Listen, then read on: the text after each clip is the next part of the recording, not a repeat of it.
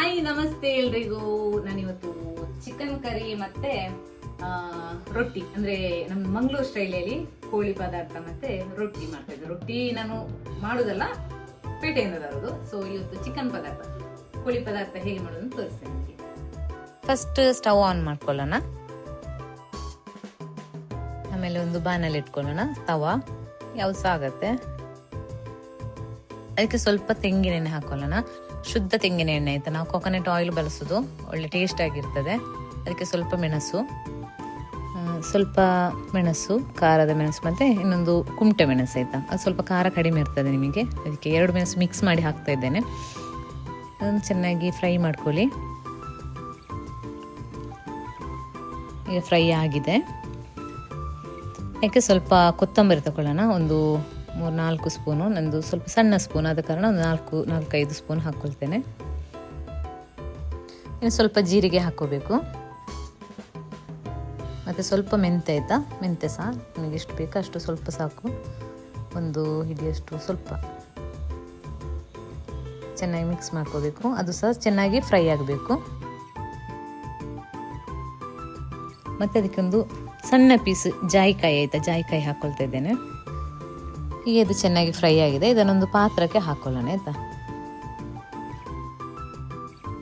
ಇನ್ನು ಅದಕ್ಕೆ 2 ಕಪ್ ಈರುಳ್ಳಿ, 1 ಕಪ್ ತೆಂಗಿನಕಾಯಿ, 1 ಕಪ್ ಬೆಳ್ಳುಳ್ಳಿ ತಗೊಂಡಿದ್ದೇನೆ.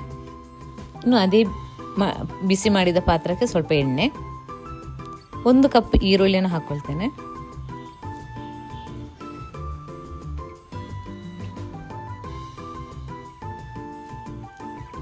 ಸ್ವಲ್ಪ ಬಿಸಿ ಆಗಬೇಕು. ಬಿಸಿ ಆದಮೇಲೆ ಅರ್ಧ ಕಪ್ ಬೆಳ್ಳುಳ್ಳಿ ಹಾಕ್ಕೊಳ್ತೇನೆ. 1 ಕಪ್ ಇದರಲ್ಲಿ ಅರ್ಧ ಕಪ್ ಇದಕ್ಕೆ ಹಾಕ್ಕೊಳ್ತಾ ಇದ್ದೀನಿ. ಇದು ನಮಗೆ ಮಸಾಲ ಮಾಡಲಿಕ್ಕೆ ಆಯಿತಾ. ಇನ್ನು ಅದಕ್ಕೆ ಸ್ವಲ್ಪ ಕರಿಬೇವಿನ ಸೊಪ್ಪು, ಎಲ್ಲ ಸ್ವಲ್ಪ ಕಂದು ಬಣ್ಣಕ್ಕೆ ಬರಬೇಕು.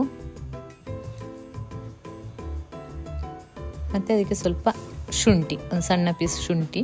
ನಿಮಗೆ ಬೇಕಿದ್ರೆ ಹಾಕೋಬೋದು, ಆಪ್ಷನಲ್, ಬೇಕು ಅಂತಲೇ ಇಲ್ಲ. ಇನ್ನಿದು ಸ್ವಲ್ಪ ಫ್ರೈ ಆಗಲಿ. ಅಷ್ಟೊತ್ತಿಗೆ ನಾವು ಇನ್ನೊಂದು ಪಾತ್ರೆಯಲ್ಲಿ ಸ್ವಲ್ಪ ಚಿಕನನ್ನು ಬಿಸಿ ಮಾಡ್ಕೊಳ್ಳೋಣ.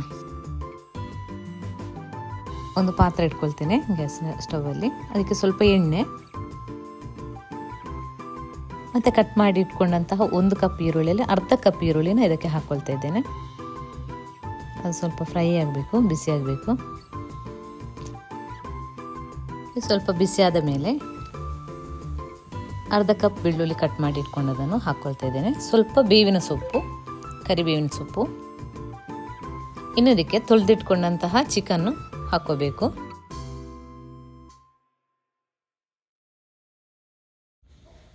ಇನ್ನು ಇದಕ್ಕೆ ಸ್ವಲ್ಪ ಅರಿಶಿನ, ಇನ್ನು ಅದಕ್ಕೆ ಸ್ವಲ್ಪ ಕಲ್ಲುಪ್ಪು ಹಾಕೊಳ್ಳಿ. ಅದನ್ನು ಚೆನ್ನಾಗಿ ಮಿಕ್ಸ್ ಮಾಡ್ಕೋಬೇಕು.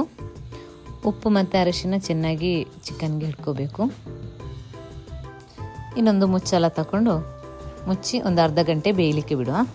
ಇನ್ನೊಂದು ಬಾಣಲೆ ಬಿಸಿ ಮಾಡಲಿಕ್ಕೆ ಇಟ್ಟು ಅದಕ್ಕೆ ತೆಂಗಿನಕಾಯಿಯನ್ನು ಹಾಕ್ಕೊಳ್ಳೋಣ.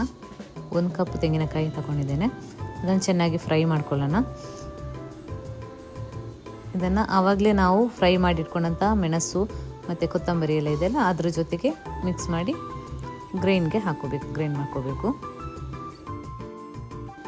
ಇದನ್ನೇನು ಮಿಕ್ಸಿ ಜಾರಿಗೆ ಹಾಕೊಳ್ಳೋಣ. ಚೆನ್ನಾಗಿ ಗ್ರೈಂಡ್ ಆಗಬೇಕು. ಅದು ಗ್ರೈಂಡ್ ಮಾಡೋಣ. ಯಾಕೆ ಸ್ವಲ್ಪ ಒಂದು ಲಿಂಬೆ ಹುಳಿಯಷ್ಟು ಗಾತ್ರದ್ದು, ಸಣ್ಣ ಲಿಂಬೆ ಹುಳಿ ಗಾತ್ರದಷ್ಟು ಹುಳಿ, ಓಟೆ ಹುಳಿ ಆಯಿತಾ, ಓಟೆ ಹುಳಿ ಹಾಕ್ಕೊಳ್ಳೋಣ. ಇನ್ನು ಚೆನ್ನಾಗಿ ಗ್ರೈಂಡ್ ಮಾಡ್ಕೊಳ್ಳೋಣ.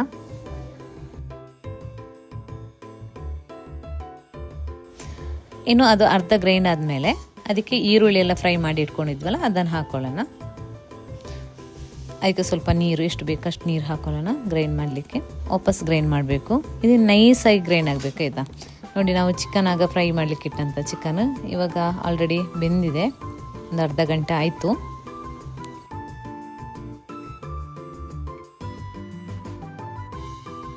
ಈ ಥರ ಬೇಕು. ಇನ್ನು ಅದಕ್ಕೆ ನಾವು ಗ್ರೈಂಡ್ ಮಾಡೋಂಥ ಮಸಾಲ ಹಾಕೊಳ್ಳೋಣ. ಚೆನ್ನಾಗಿ ಮಿಕ್ಸ್ ಮಾಡ್ಕೋಬೇಕು.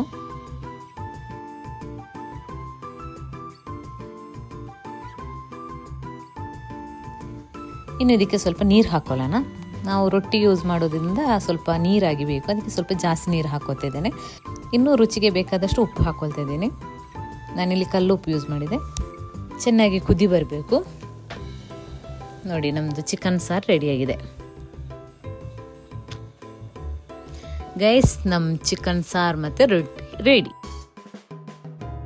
ಸೊ ಈಗ ಟೇಸ್ಟ್ ಮಾಡುವಂಥ ಸಮಯ. ಈ ಥರ ಹಾಕ್ಕೊಂಡು ತಿನ್ನಲಿಕ್ಕೆ ತುಂಬ ರುಚಿಯಾಗಿರುತ್ತೆ ಆಯಿತಾ.